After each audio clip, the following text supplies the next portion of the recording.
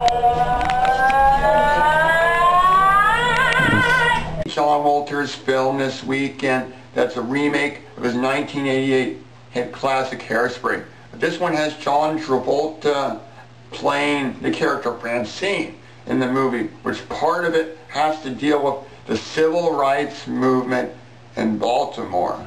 Because the black people have been poorly treated for hundreds of years. It wasn't until 1948 that in South Africa they had these apartheid laws from the apartheid government that allowed there in South Africa racial discrimination. So whites and blacks basically couldn't get married. You know, Rainer can say my father was brutally murdered on his farm by some blacks. Or Khayav could say my grandfather by the Apartheid government got brutally tortured. But it doesn't care who had it worse off. This is what happened in South Africa. Like in 1953, they passed this public safety and criminal law amendment. So that way, when there was a public state of emergency, like people would protest, they could be fined, arrested, and whipped. And even up until 1989, if you had a public state of emergency and you protested, they could arrest you without due process.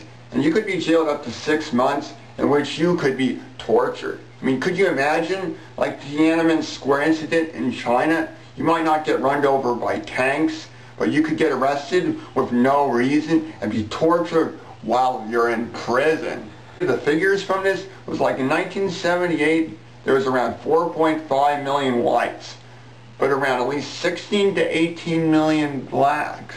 In 1978, IBM's sales in South Africa went up 250% because the police would use computers to profile everyone in South Africa, starting with the person's race. At age 16, each black would get a Facebook, which is like a passport that you had to carry around. You could work and live in white areas, but without this, you could be arrested and put in jail. I mean, this is South America's proof that can happen in modern day society. You might like to forget about it, like it can never happen again.